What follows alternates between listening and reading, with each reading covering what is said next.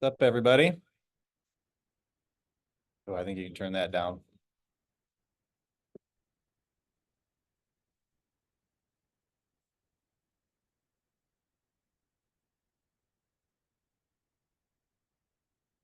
Please say it loud enough so the whole class can hear.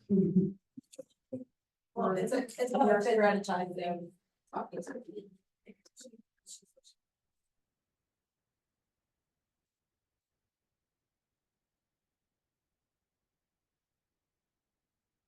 All right, I need one volunteer either on Zoom or in person to be my buyer. You takers?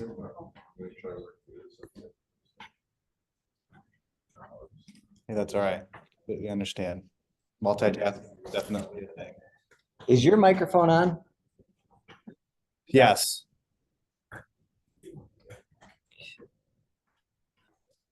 Just trying to figure out why it's not playing on the sound of the TV. Oh, you have it turned down? No? Because I don't think we need the sound on the TV. Um, yeah, you're right. Can you hear me, guys, on Zoom? Yes. Yeah, we can hear you. Cool. But no takers to be my buyer? All right, John's gonna do it. All right, we're good. Just make the last one into it. All right, so today I am going to I'm going to do the buyer presentation as if I was doing it on Zoom. Because I would imagine we've all done one on Zoom before, and with today's world, we'll probably do more of them just because of the whole illegal to show a house without a contract signed sort of thing. So I'll do it this way, but it's really no different in person. If I was in person, I would have my laptop here with my booklet and I would go from there. And another thing is we want to do this for the rest of the year, every Thursday. So listing presentation, buyer presentation, market analysis, stuff like that. So if you guys want to sign up for that, I would highly encourage you to do it because today I get to practice this and you all don't. When was the last time you all practiced your buyer consultation? With the buyer. When was the last time you all practiced it with some other real estate agent? Have you ever? How many times? More than two? We've got two. Anybody beat two? 5? I've probably practiced this at least 100 times. I could do this with my eyes closed, deaf if I had to. Today, I get to practice a new one because I have a new consultation packet that I'm going to try out. But, I mean, and I'll probably do a fairly good job at it because I've looked through it. But today I get to practice it. But it's not going to be much different. It's just a different graphics than what I've used in the past. So I'm just going to dive right in. I'm not going to say why or do anything. I'm just going to go right through it. All right. So you're not on Zoom, but guys that are on Zoom, just make sure that you guys can hear us. Okay. All right. So if we're on Zoom, hey, thanks so much for taking your time, spending your time with me this afternoon. First thing that I want to get into today is what research have you done about buying a home? We've kind of been looking on Zillow and doing that type of thing. Other than that, we really haven't. We just kind of been browsing. We're kind of just starting to think about the process. Okay, so you've looked on Zillow a few times, just started to think about the process. What fears or concerns would you say that you have about the home buying process? We're not sure if we can afford it because of interest rates and Sure. and, that type of thing, and, we've never bought a home before, so, so it's a new experience for us. Okay, fantastic. Y'all on Zoom, can you guys hear okay? Can hear you fine, but not the buyer. You want to come up here? I'll have them come up here. Are you just gonna come a little bit closer for us? Let me know if it's still hard to hear.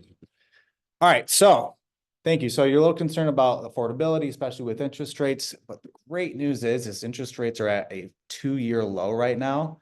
So I'm happy to show you what that looks like as far as the payment goes, but we'll get to that a little bit later. So you said this is your first time buying a home. What have you heard about the market specifically about for buying a house, or what have you talked with your friends and family about?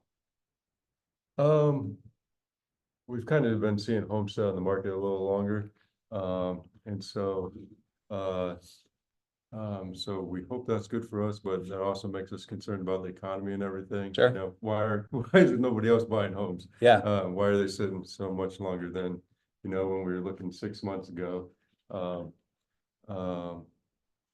So, that's that type of thing. Okay, perfect. Cut scene real quick. Whether I'm doing this in person or on Zoom, if I'm doing it on Zoom, I have my notes tab open and I'm taking notes. I just put the buyer's name in there, take notes. Even if it's in person, I'll usually keep it on my notes tab also. It's just way easier to go back to when I'm looking at stuff. All right, so we're back in the scene. Okay, great. So really, you're just eyes wide open, getting ready to buy a house. So when you're on Zillow, what are you guys looking at? I really want to get into your head for exactly what you guys have been looking at and what you're looking for. Okay. We've been looking at homes around probably $400,000 price range. In Livingston County, we're okay with going maybe a little further north, or a little further east. But that's primarily the areas we're looking in.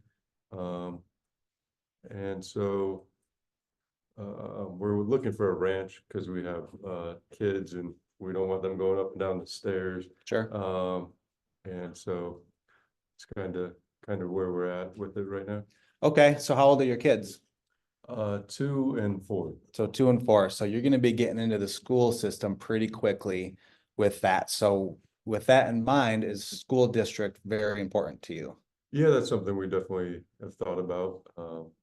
So yeah, that does make a big difference. So if you potentially have any, you know, recommendations for schools, or maybe some information about the schools in the area, we'd appreciate that.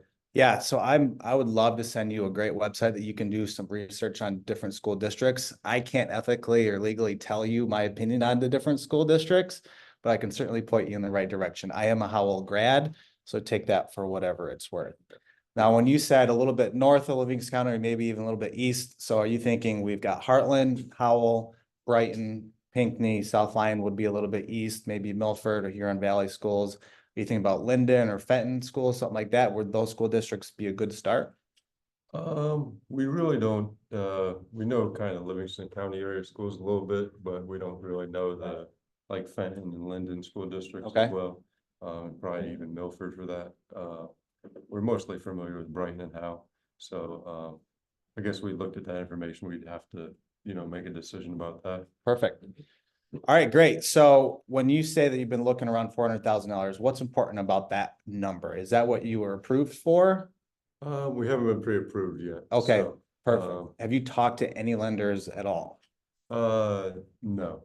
Okay, so what the next step after we leave here today is I want you to get in touch with a couple of different lenders. I'll send out a couple of recommendations for you, the people that I've used personally and recommend myself. So get with them, and what they're gonna do is they're gonna talk you through what debts you have, where you want to be monthly payment wise, and things like that. So with that question, and this might get a little bit personal, but at the end of the day, we are going to buy a house that could potentially be worth $400,000. So I want to get a little bit vulnerable with you, okay? All right. So how much cash do you have prepared to spend on the home buying process? We have between $15,000 and $20,000 saved for, Okay, you you know, what we were thinking for, it could go towards a down payment or, you know, whatever else would be involved with the purchasing of a home. Okay, great. So worst case scenario, you have to spend all your money. You've got 20 grand you can put towards this process. Yeah, that'd probably be very, very max of what we want to. Okay, great. And that's gonna go a long ways, and we're gonna touch on each reason why why that's important to know how much cash you have available. And we'll get through that pretty soon. Now, monthly payment wise, what's important to you, or where would you like to stick around monthly payment wise? We'd like to probably be around 2,700 to 3,200. Okay. So for today's purposes, what I'd like to do is I'd like to show you what type of house that might buy for you, okay? So I'm gonna use what's called a mortgage calculator. And what that's gonna do is it's gonna help us figure out exactly what type of house that you could buy. So in this, Appreciate it. yeah, in this area, especially in Livingston County, we have some of the lowest taxes in the state. In fact, we have the lowest taxes in the state as a county, so you're good there. So if you can see this, and everybody can see that. So if I'm showing you, this is our mortgage calculator, and you said that you wanted to be around how much? Between 2,700 and 3,200. 2,700 and 3,200. Okay. So if we put this in right now, this payment is already right in that range. It's kind of at the top end of your range. Okay. So this is a loan amount of $456,000. So that means what you're borrowing, not necessarily what the purchase price is because of your down payment. Gotcha. With 4,000 in taxes and 1,200 in insurance, I'm gonna up that a little bit just based on the sale price. So I'm gonna go up to 6,000 and probably bump this up to 1,800, which is what I'm finding for people spending on their insurance lately. All right. So that puts us a little bit above your budget. So all we have to do here is drop this number down. Let's call it 425. And that puts us pretty much right at our max. So your loan amount is gonna be right at that 4.25 number. Okay. And with $20,000 at your disposal, for closing costs, what we're gonna look at is this right here. So at 425, let's call it you're doing a 3% down conventional loan, okay? All right.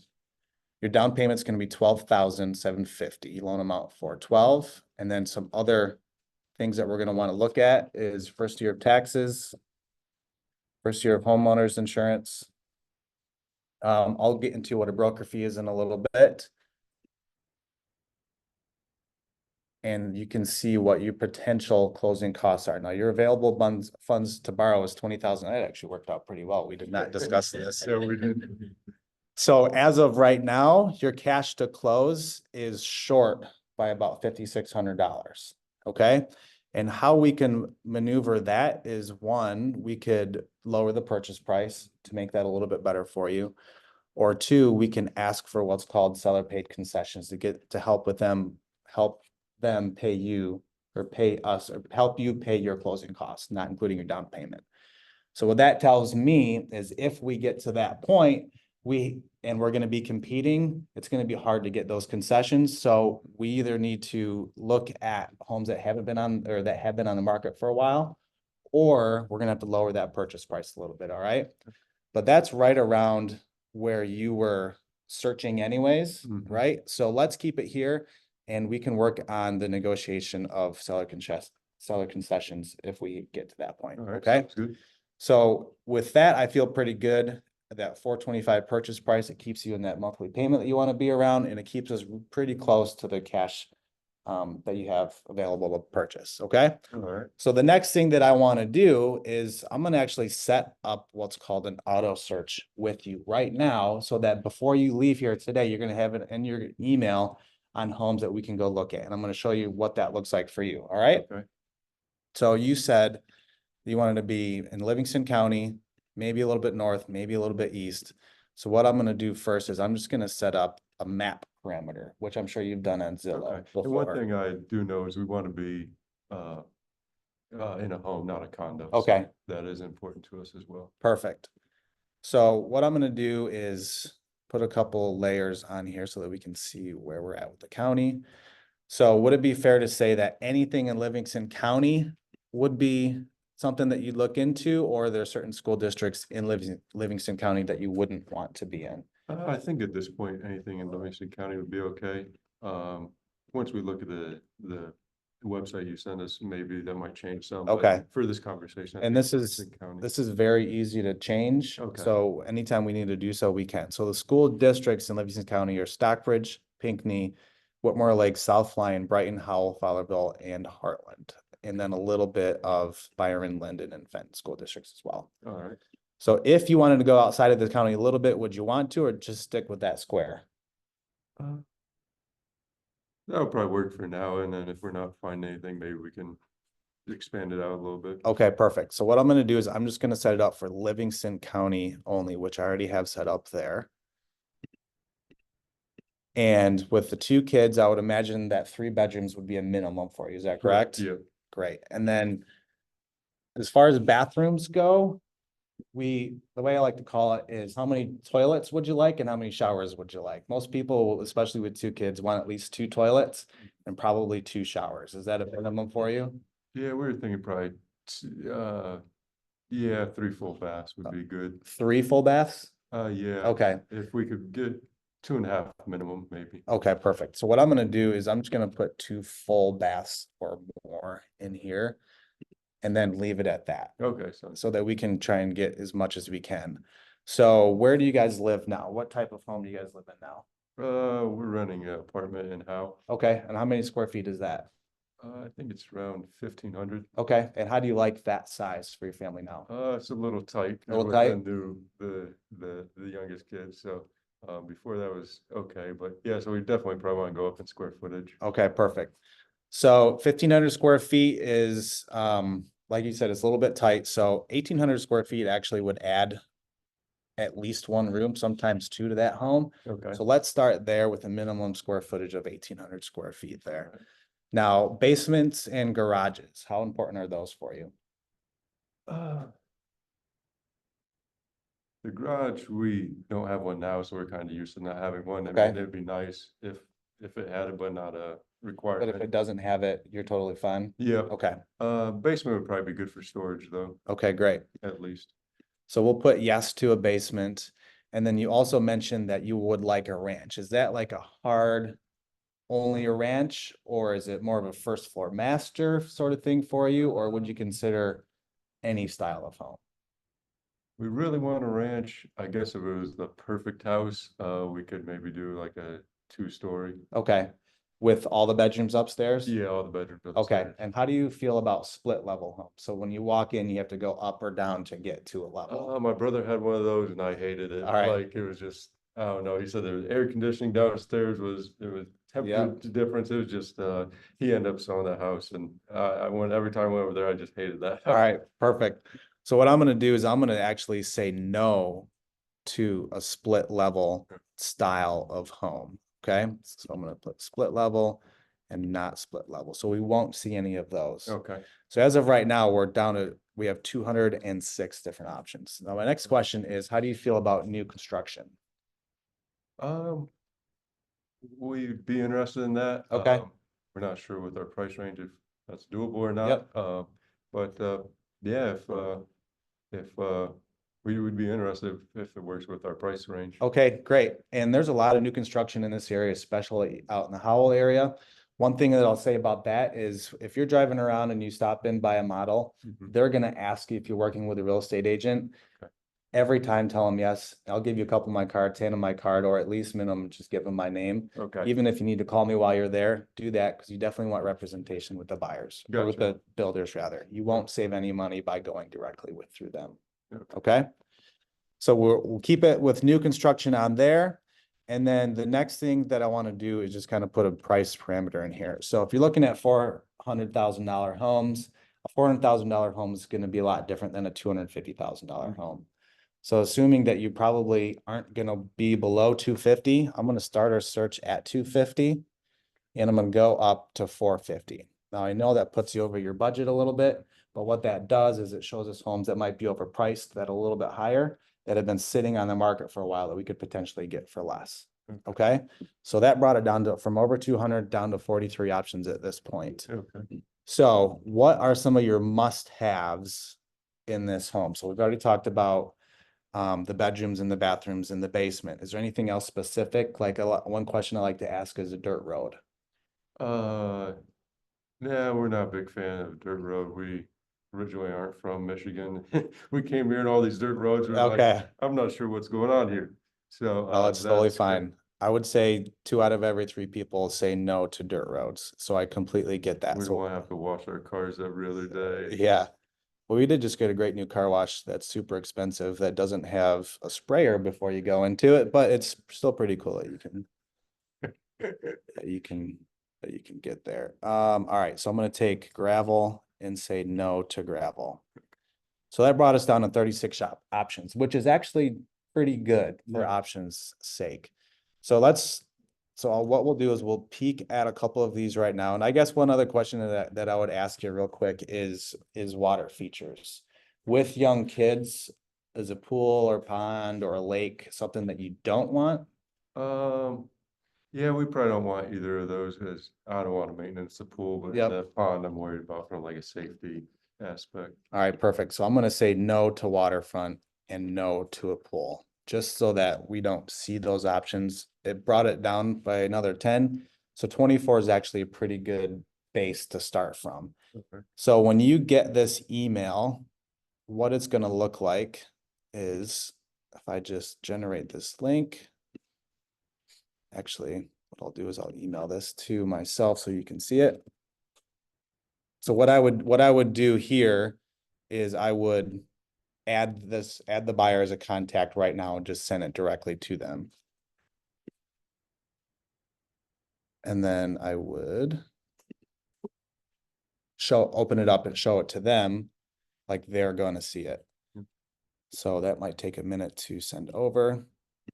So that's what I would do. So when we start looking at these, and I'll say, so have you seen any of these homes when you've been searching? Yeah, I think I've seen the Chippewa. Okay. And did you guys like it? What did you like about this house in particular? It looks like it's pretty move-in ready. Okay, We're not opposed to doing some like painting and stuff, but yeah, this one looks like pretty much move in and live in it. And we wanted to change the paint colors. We could do that as we live there or right Okay. before. perfect. Well, when you guys start getting these emails, what you're gonna get them either every day or as soon as something comes available. Now what that means is if something has a price change or comes brand new to market, you'll get an email immediately. Okay. Or I can send it to you in the morning, one in the morning and one at night. Whatever happened in between those times, you'll see what's new. Which one would you like? And the reason why I ask, because I don't want you to get too many emails and then unsubscribe from it. I got you. My wife's pretty ready to move, so I think As soon as possible. Yeah. All right, perfect. I'll get it set up that way with both of your emails so you guys can take a peek at them. Okay, appreciate it. When you get those emails, what I'd like you to do is when you open it up, this is what you're gonna see. Okay. All right. So you're gonna be able to look through the different listings and then you can see there's a thumbs down here and a heart. Okay. So I can see when you click either of these, Okay. when you do thumbs down, it helps me see what you're not liking. And when you do the heart, it helps me see what you are liking. Okay, gotcha. And what that looks like on my end is there would be a little heart over here on one of the homes that Okay. you liked. And then I can click on that and I can look at that house specifically. Good to know. But what I'd love for you to do is when you do see a house or a couple of houses that you'd like to see, either take a screenshot of it while you're on there on your phone or just text me with the address or text me the screenshot and say, hey, Bill, we want to see these houses or we want to just go look at this one house. Okay. If it's new to the market, we should try and get in there as quickly as possible. Otherwise, we'll get that set up. All Okay. right, so just feel free to just text that over to me. And one more thing that I'd like to say at this point is you're gonna be on Zillow, on Trulia, on Realtor.com, Homes.com. You're gonna get these emails.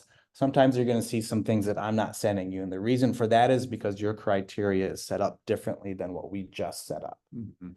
When that happens, that's totally fine. We can chat about it. But just know that you're probably gonna see the house that you want to see before I see it and send it to you. One of the biggest complaints that we get from buyers is that they say, my agent never even found me the house. I found it. I'm the one that sent it to them. And just rest assured, that's very, very common, especially in this day and age with what we have on our phones. Okay. So just know that I am in the background looking at these, but you're probably gonna see the house before me, Makes sense. okay? All right, so now we've got this search set up. This is gonna be set up so you get it. You already have it in your email. So next, what I'd like to do is talk to you a little bit about the home buying process Okay. itself, okay? And then I have all this stuff set up and ready to rock and roll, whether it's in person or on Zoom. So this is what I call a buyer presentation. And what we're gonna go through today is what you can expect from me as your real estate agent, what you can expect, what I will expect from you, what will be needed from you, and then also what we're gonna do for you as your realtor, okay? All right. So the first thing that I wanted to talk about is just kind of the process of buying a home. And this kind of outlays the entire thing right here in one quick sheet. I'll go over it real quick and we'll go back through it again. All Okay. right. So right now is deciding to work with a buyer's agent. And of course, that's me right now. Now, are you planning on interviewing any other agents? We are because we have a friend of a friend. My wife knows somebody, so we're gonna talk to them, but Perfect. and then kind of see from there. Great. And I'm going to email this to you as well. There's some great questions to ask real estate agents when you're interviewing them. And I would highly encourage people to interview multiple agents anyways. Okay. With that said, what are the expectations that you have from your realtor? Communication is a big thing for us. You know, like if we find a home and we want to see it, like we just want to know, you know, when we're gonna be able to get into it, because we've had friends in the past that the agent doesn't get back to them and then the home's gone and Yep. then they're pissed. Yeah, I totally get that. All right. So communication, especially when it's time to get in a house immediately, right? Yep. And that's a great thing to be concerned about. If there was another concern or expectation that you had from an agent, what would that be? You know,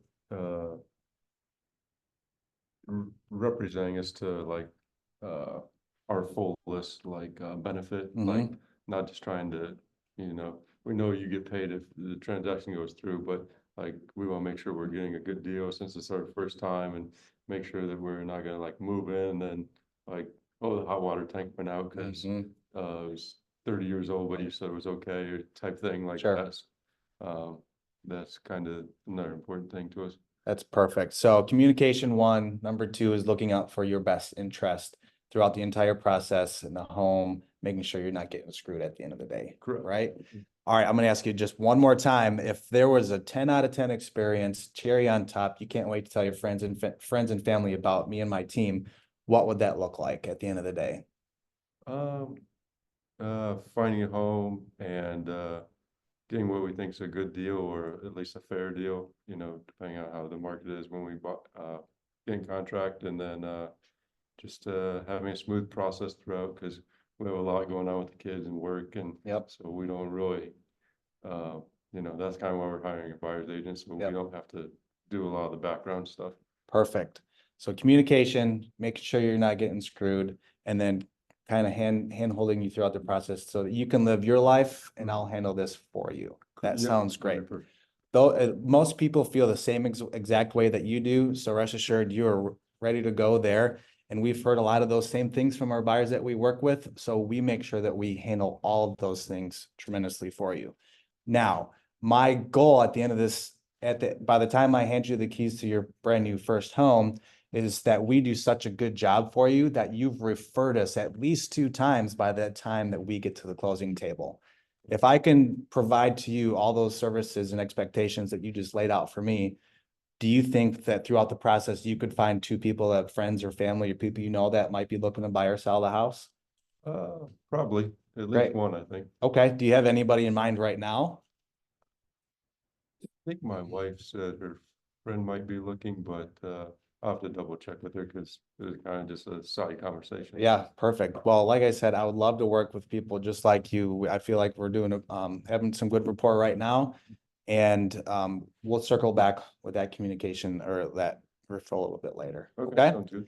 All right. So the next step is figuring out the money. So we already chatted a little bit about that. I will send you that information over, but it sounds like that you're pretty good. You don't have much debt. You've got the 20 grand to play with, and you're already comfortable with that monthly payment. So we're good there.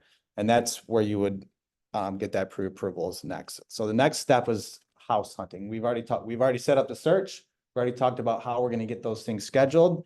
And when you say you want to look at a house, the next step that I have to do is I have to call that listing agent and get a request to showing for that time and day that we want to see it. Most of the time, the seller has to confirm that, so it's not always immediate. So the more time we can give that seller a heads up, the better. Okay. Okay, and then once that's confirmed, I'll let you know and we can get going from there. I'll send you a text with the address. Once we find a house that you like, we're gonna make an offer on the house. Now, as we're looking at homes, what I want you and your family to pay attention to are the location. First and foremost, if it's too close to a busy road, if it's too close to, let's say, the high school and you don't want to hear the band playing or something like that, location first. Okay. Second is the floor plan and the layout of the house. Make sure it's going to work for you, Mhm. especially with a young family. Something that I might point out is when you walk in from the either outside of the garage, what are we walking into? Especially with kids, there's a lot of stuff. We live in Michigan, there's gonna be winter boots and coats and hats and things. So if there's a time where you're like, well, this is gonna be way too cramped, Mhm. that's okay. We don't have to spend much time in that house if we already know it's not gonna work. So things like that, I want you to pay attention to. Think fun and fluffy stuff for you guys. My job is to kind of pay attention to the background stuff, kind of like you mentioned, you don't want to get screwed. Mhm. I want you to pay attention, make sure the location, the house works for you. Okay, I'm gonna pay attention to everything else. got it. My job is to advise you, guide you, and educate you so that you can make the best decision when it's time to make it. Makes Okay? sense. So as we look at homes, that's what I want you to pay attention to. And if we find one that we're gonna make an offer on, great. I'm gonna call that listing agent the second we leave the house. Hmm. I'm gonna ask her questions like, do you have any other offers? How's the activity been? Hmm. If you do have offers, what are they? Some of them like to tell me. And if they don't, I'm gonna ask the same question 4 or 5 more times until she does tell me what the other offers are. Okay.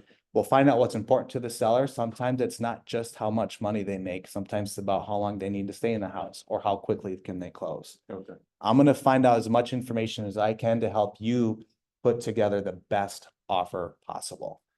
Now, I'm not gonna bombard you with the different strategies and things it will take to win offers in a competitive situation. We'll cover those when and if we get to that point. Chances are you're gonna forget most of what we're talking about today anyways. So I wanted to go over it so that there's a review later and just rest assured that you will always know what to expect next throughout the entire process. okay, so. All right, perfect. Once we have an offer accepted, we're gonna do high fives. You're gonna be super pumped up.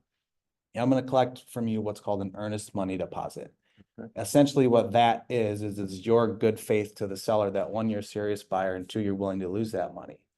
My job is to make sure you don't lose that money. That money actually goes towards your closing costs at closing. Okay, What we do after we get it in, the offer accepted is we have a home inspection.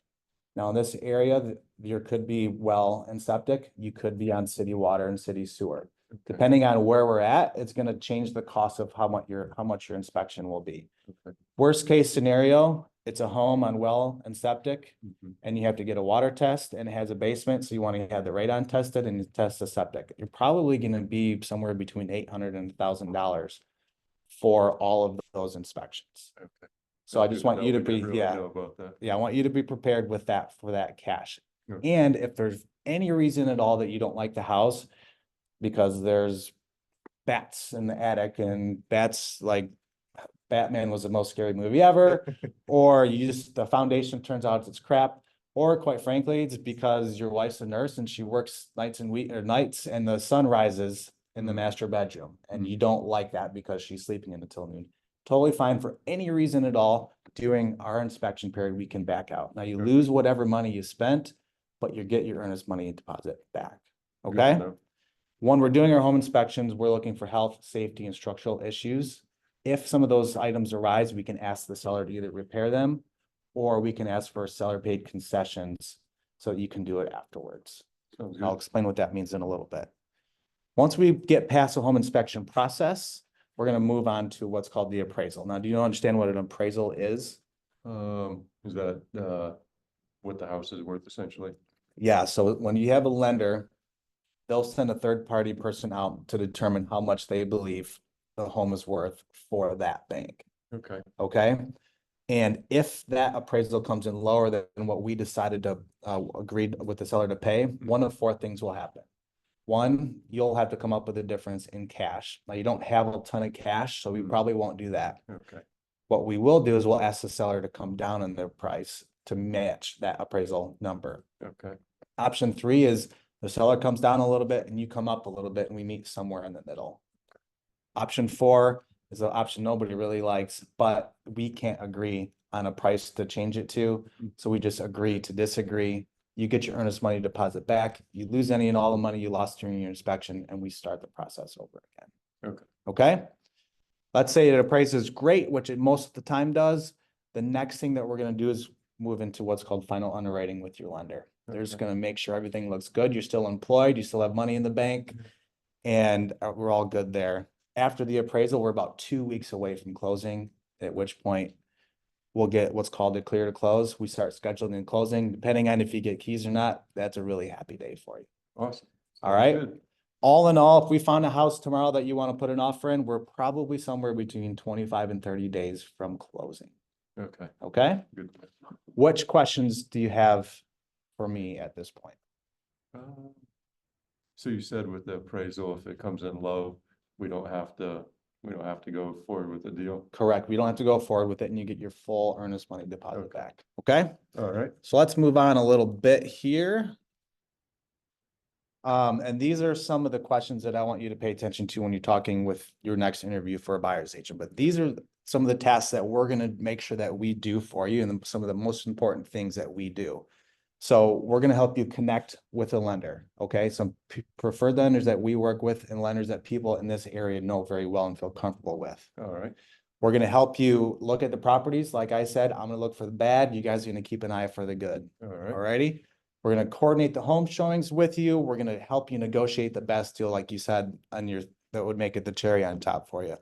We're going to help you arrange the property inspections, help you know what to look for. And we have a list of inspectors that we would recommend as well. Okay. We're going to provide complete transaction management. Now, once we get under contract, that's when our job really gets pushed into high gear because there's lots of people involved in a home purchase. There's you, the buyer, me, the buyer's agent, the seller, the listing agent. There's typically two different title companies, and I'll touch on what that means in a second. A lender, an inspector, an appraiser, an underwriter. And all of those groups of people all have busy lives, just like you mentioned as well. So what our major job is once we get under contract is to make sure that home gets to the closing table. So we coordinate or corral all of those people that we move in parallel with each other to make sure we have the end goal in mind. all right, Now, the way that we do that on our team is we have what's called a transaction coordinator. Her name is Jessica Briscoe. You will be introduced to her once we get under contract. Once that happens, she is me, I am her. Please communicate with her just as freely as you would with me. okay, Okay? all right. That piece I didn't know about, so that's Yeah. good to know. It makes things go really smoothly. And quite frankly, I'm really bad at the paperwork part. She's really good at it. So we make a really good team together. All right, All right. And like I said, I will always tell you what you can expect next. all right. All right. Again, I'm going to send this to you. Look through this when you interview your next agent and ask them some of these questions as well. Make sure that they're going to do these things, same things for you. All right. All right, So the next part, the pre-approval process. Now I would encourage you to talk with several different lenders. Now, the lenders I'm gonna send you to are local lenders. They're not brokers. They're not Rocket Mortgage. They're not your bank that you keep your money in. Okay. They're local lenders. And why that's super important is one, communication. Two, they don't have banking hours, so you can call them at 6 p.m. or on Saturday at noon. okay, Okay, well, if we're looking at houses over the weekend. Yeah. And three, the appraisal process. So they get to choose who's in the pool of appraisers. Whereas a big bank like Chase or Wells Fargo or something like that, they don't get to choose who's in that pool. They just have to go to the lowest bidder for the appraiser. That's probably the biggest and most important thing. okay, And rest assured, they're gonna pull your credit to make sure what your debts are and make sure you're good there. But you can have that credit pulled as many times as you can within a 30-day period, and it doesn't change anything. It's like pulling it once. So I would highly encourage shopping around for your lender. Okay? That's good, because we've had friends that told us like, oh, don't check with different lenders, because then your credit score is gonna go down, so. Yeah, and that's a common myth. Yeah. All right, and at the end of the day, the lenders that I send you, they're all gonna have the same rate. They're all gonna have pretty much the same closing costs. What I want you to do is feel comfortable with them, because you're essentially gonna show them under the skirt of everything you've got going on at home financially. Okay. Okay? Next up is finding your dream home. So we've kind of already done this when we Mhm. set up our search, Yep. but here's some other things just to kind of think about as you're looking. And again, I'm gonna send this to you, or I'll Alright. send it home with you, okay? Now, you touched on this, clear and open communication. That was your number one expectation as your realtor. So much so that we decided to even put it right here and just promise to you that that's exactly what's gonna happen. Okay? Good deal. Fantastic.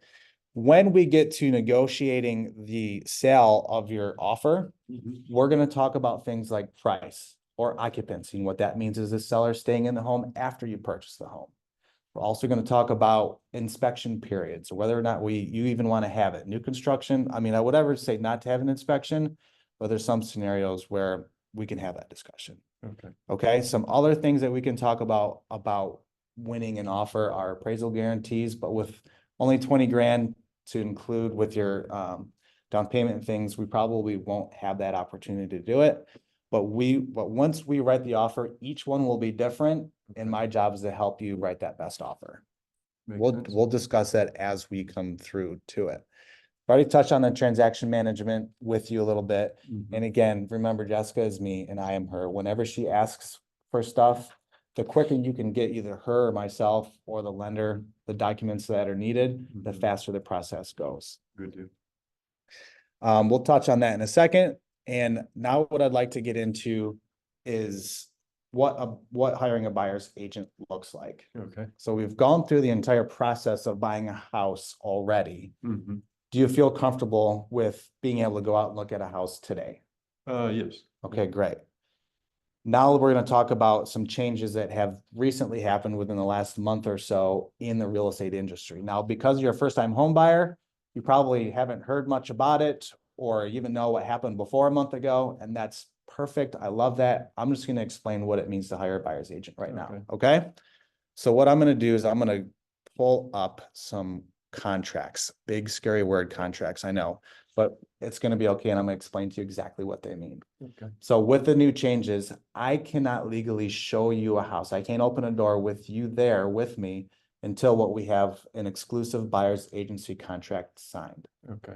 Now, what that means is you've decided to work with me exclusively as your buyer's agent. So you can't hire me and then the person you're going to interview tomorrow, and then whoever finds you the best house first wins. What this says is you're deciding on me, and I'm putting my faith in you that you're doing that as well. Okay. I like to say, I like to match my motivation to your motivation.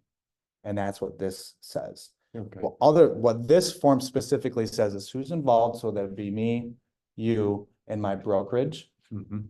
This also tells everybody how I get paid. Okay. Now, do you know how real estate agents get paid? I think that typically from what we've heard from friends is that the seller pays the buyer's broker. So that's kind of what we know about the situation. Yep, and that's perfect. And up until about a month ago, that's exactly how it's been for an awful long time.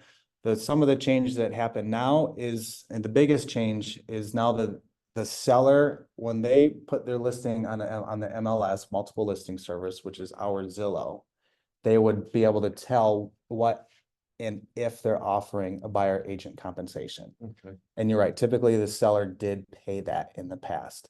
Now what's happening is the sellers are saying, you know what, I don't really want to pay any compensation, or I'll pay a little bit less. So what we're seeing is most sellers, probably 97% of sellers, still offering compensation to a buyer's agent, which is great for you, Mhm. but some are not. And what I will do before we even go look at a house is I'll ask to see if they're offering compensation and what it is. Okay. Now, I charge 3% of the sale price to be your buyer's agent. And again, most sellers are offering that compensation. Now, in the case that they're not, let's say they're offering 2%, what I'm going to do is I'm going to ask you to cover that difference. So depending on the sale price and things like that, how much money you have left, we can either ask for that in concessions, or more importantly, and this is the biggest part of my job, is I'm gonna negotiate that extra percent for myself that the seller pays. Okay, yeah, we'd appreciate that because we're kind of, as we discussed earlier, we're a little tight on the Yeah. money already, so another $4,000 or something we wouldn't be able to do it. Yeah, probably. I totally understand that, and I'm gonna do my best to help negotiate the best deal for you and the seller. All Appreciate right, so now does that part make sense? Yep, Okay, some other things that this form says. Not seen that is, the other biggest thing that I just want to touch on is if we go look at a home that I have listed, what we have to decide on what happens next. And what I'm gonna do is I'm gonna click that this agreement right here becomes null and void. Now, it's very unlikely that happens. I have a couple listings we can look at now to see if they fit your match. But if that happens, so that you guys get the best representation and so do the sellers, I will introduce you to somebody else on my team. They'll take care of you. Again, this is probably not going to happen, but just in case that it does, I want you guys to have the best representation. I can't represent both of you equally. okay. Okay, so that's, I just wanted to touch on a little bit there. So what we're gonna do is we're gonna actually put in a 3% commission here. So if anything less than that happens, you'd be obligated to pay the difference. But again, I'm gonna negotiate that on my behalf. Okay, sounds good. And I If we said can't get that worked out, we can choose not to go forward with that house. 100%, Okay. yep. And I said I'd touch on broker fee, and what the broker fee is. We charge $4.90, or Keller Williams charges $4.95 outside of commission as a broker fee. And what that's gonna go towards is gonna go towards the office staff processing your file, which they take a lot of time to do so. You also have to store it for 7 years. Also, what that fee does as well is anytime in the future after closing, feel free to call us on anything you need at all. Do you need a roofer? Do you need a painter? Do you need a guy that come hang the Christmas lights at Christmas time? Do you need a piece of paper that your CPA needs at tax time? That's what that fee covers. Okay, Okay? sounds good. The next form that I'd like to chat about is what's called the affiliated, or I'm sorry, the addendum to what we just talked about. And at the end of the day, all that this means is if I get hit by a bus tomorrow and I die, you're still technically under contract with Keller Williams and my broker. Now, they're not going to hold you to that contract. Hopefully I don't get hit by a bus. Yeah, let's hope not. But that's what that says as well, and it also describes agency as well, all right? And that's what this next one says, is a disclosure regarding agency relationship. So we practice what's called designated agency. What that means is even though there's 160 agents in my office, I am your agent, and I Okay. can't share any confidential information with anybody else. Gotcha. Another thing that this says is I'm your fiduciary agent. And what that means, I always have to put your best interest above my own, like you said, with your number 2 expectation as your real estate agent. So what that might look like is even though you want to offer $395 on a house, but I know that but I want you to offer $425 for it because I think I can get paid more that way. I can't do that fiduciary or ethically. That's what that means. Also, what that means is if I find out somebody got murdered in the house and you don't ask that question, but I know that to be a true fact, I have to tell you that. That's what being a fiduciary means. Okay. All right.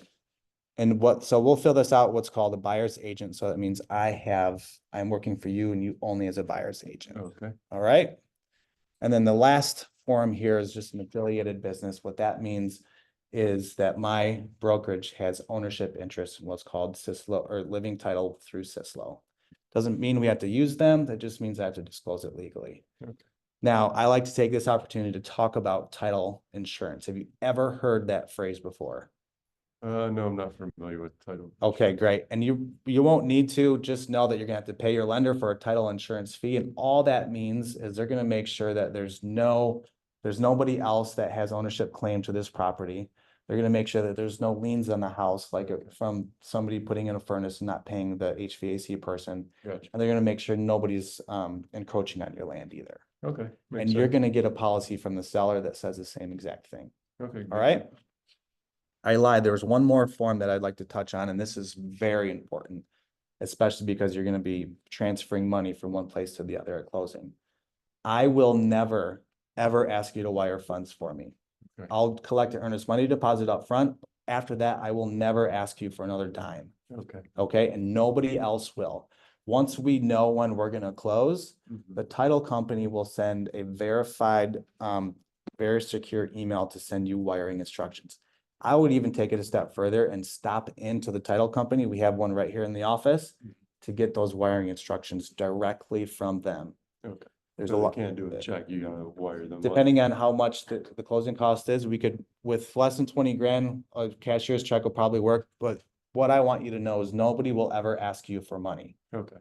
So if it looks like it's from me in an email or somebody else in the process and they're asking you for money, call me immediately, because Okay. it's probably fake. Okay. All right? So those are the contracts. Now, I would be a bad salesperson if I didn't ask you if you'd like to put me to work for you today before you talk to the other agent, but I totally get loyalty, especially with friends of your wife. Yeah, yeah, I appreciate your time, and since my wife wasn't able to make the meeting today, I'll take the information back to her, and then we can get back to you and let you know. But really, there's definitely some things I didn't know, and appreciate the information, and we'll be in touch soon. Perfect. When are you interviewing that person? I don't think, probably within the next week or so. I don't think Okay. we have a concrete date yet. Perfect. Well, if it's okay with you, I'll follow up with you every other day or so to see how things are going. And if I see anything else that you like, or if you see something you like in the emails I've sent you, give me a call, but just know that we have to have that signed before we go look at a house. I Okay. can send that electronically for you, or we can sign it when we get to the first house. Okay. Okay? Sounds good. Great. Well, I appreciate your time, and I look forward to helping you guys purchase your first home. Thank you, Bill. You're welcome. All right, 50 minutes. That's pretty good. Yeah. Yes.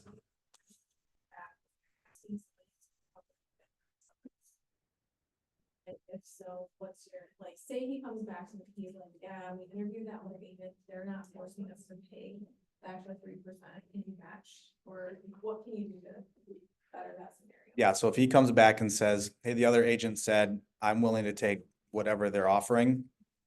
Be like, that's okay, that's totally fine, I totally get that. What I pride myself in is in being a great negotiator. And before we go look at the house, I'm gonna call that agent, see what they're offering. Now, have I taken less than 3% in the past? Yes, absolutely, I absolutely have, and will I do it again? Absolutely, I sure will. The last thing that I wanna do is stand in between you and your dream home. So before we get into that house, we're gonna know where we're at that point, and it's my job to negotiate my compensation. But if 2% is what I have to take at the end of the day, like I said, I'm not gonna get in front of you and your dream home. So you still make a mistake with 3%? Yes. Yep. Yep. Total political statement. What other questions do you guys have? There's been 2 items, what I told people was like, oh, write 3% in the contract, and then if Yep. they won't go for it, then it's a conversation you and I can have at that point. Yeah, and I'll liken it to also, like, if you need, let's say we find out from your lender that you need $10,000 in seller paid concessions. That's no different than that. That's no different than needing concessions or needing concessions to buy the house or to pay the agent. It's no different. It's just different wording. What do you guys think? Anything I missed? Yeah. If they have questions that they didn't ask after that, then Yeah. they were mean. Yeah. One, selfishly, was it engaging? Did it sound monotone or boring? I always am worried about that. It'd be pretty good, like, just doing like the clip notes, the important parts, so like the contracts, which back a bit boring, right? Yep. But I feel like you were good at getting the points, so. Important parts. I also think it's probably boring with a topic like that with someone, especially if it's a first time home buyer, like the anxiousness or the anxiety of the unknown is they're very engaged. Right? Yeah. If they're not engaged, then it's maybe not a buyer. Right. Yeah, true. They're not that serious. Yeah. Any questions or comments from our people online? I was listening on Zoom. Came in. Yeah.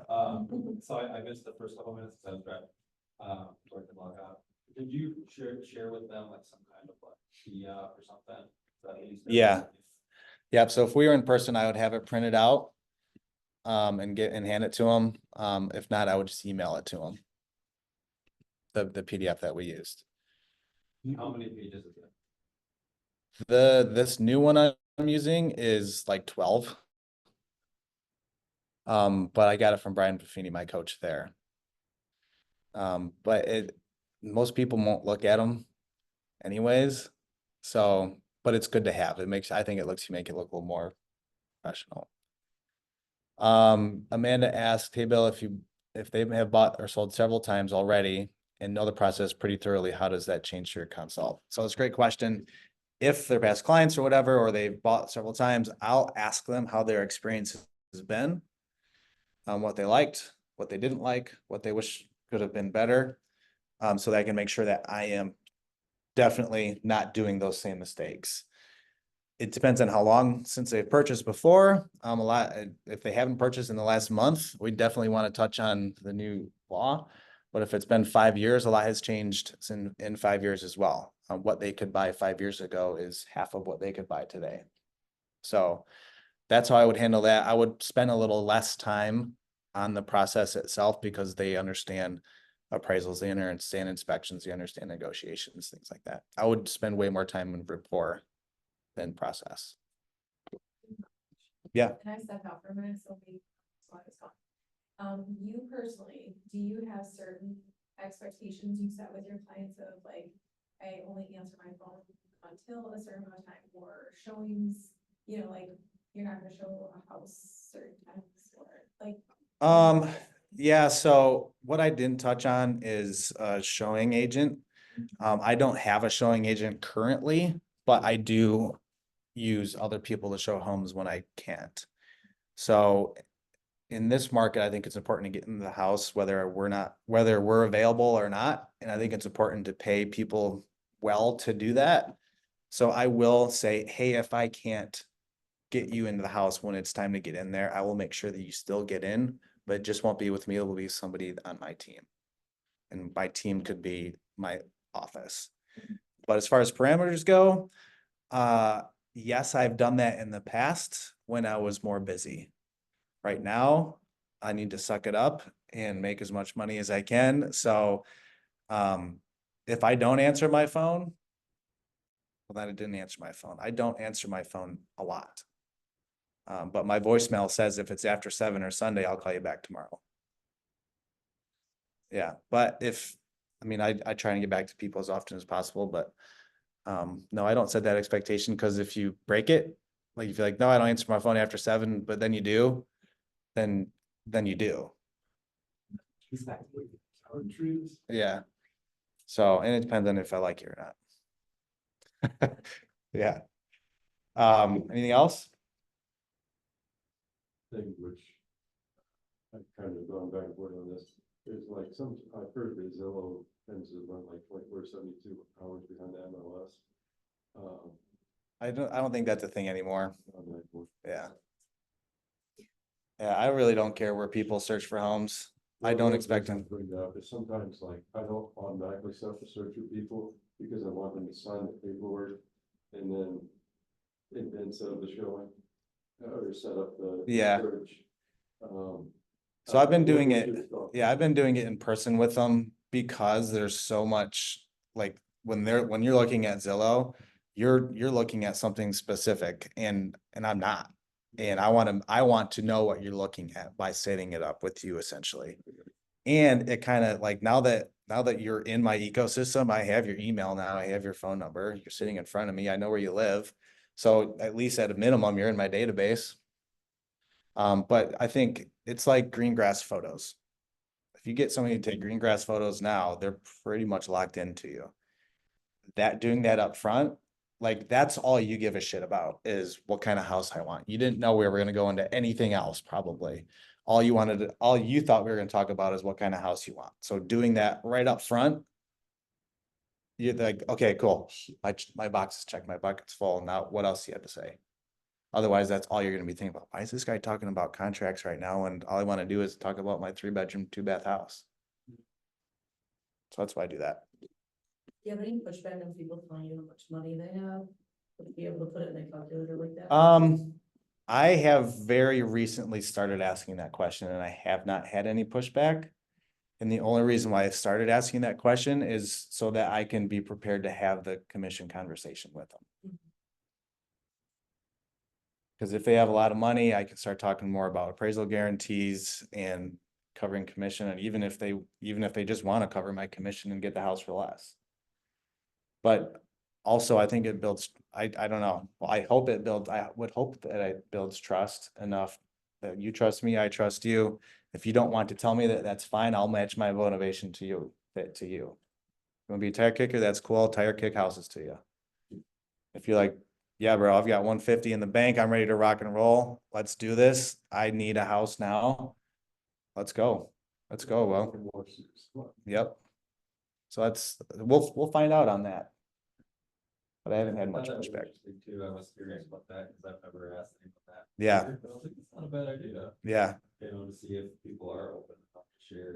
yeah, Sometimes your lender, if you're close, will kind of share more. than maybe Yeah. you do, if they trust that you're, still at, but it's knowing is always good. important. I think it's important for us to know that now. It's super important. It's important for us to know that before now also, but I've never asked. Well, I think if people that don't sell, you're typically people that don't have any money. Yeah, that's exactly right. Well, I think, again, like you said, lender will sometimes tell you, but then if you can do an appraisal guarantee or what you're really working with. Mhm. because- And or if they might be closer to FHA buyer where they need concessions. Yeah. and all the things, like, We've also had lenders pre-approve people, and I find out after the fact, they don't actually have the funds, and they, oh, we'll just worry about that later. We've Yeah. got it somewhere, and so Yeah. it's me fact checking for myself. But I haven't had that for that much. Yeah. before. And especially if they haven't spoke to a lender yet, I pretty much have to know that so that we can run those calculations. So if I said I think you said $400,000 houses, I'm just gonna over analyze. But if I saw the negative number on your screen Mhm. at 425, I'd be freaking out. Pretty much through the next section being like, where am I gonna get that $5,000? Where am I gonna get, while you were talking about the rest of it, my head would be like, $5,000, oh God, I can't do this. You know what I mean? That's why I asked that, because generally the people I work with are good, but if I saw that 5,000, I'd be freaking out. Yeah, so that's where we just had the conversation about what a seller concession is. Yeah. And then I'll let the lender be the bad guy and say, no, 350 is max. And then we just change it on the search. But I didn't do it at the end, but like, your next step is to call a lender as soon as possible. Like, do that when you leave. Would you ever talk about the funds or you leave that up to the lender? I'll leave that up to the lender. Yeah. Cause it depends on programs and things like that and income, and I'll let the lender work with that. Yeah. Did you hear any ums or you knows? I wasn't even paying attention to that. Good, cause if I did, you would have heard them. Or right. God, I hate that. It's so annoying. I do that all the time. Right? You should have told us before. It wasn't excessive if there was any. Yeah. It wasn't. So Even if it was. yeah. So why we practice this is so there are not any ums and likes and rights and yeah, you knows. Practice, especially right now, practice with each other, sign up to do these things. It's super duper important to practice these things. Cool. Thank you. All right. Appreciate your time, guys. Thanks, everybody in Zoom land.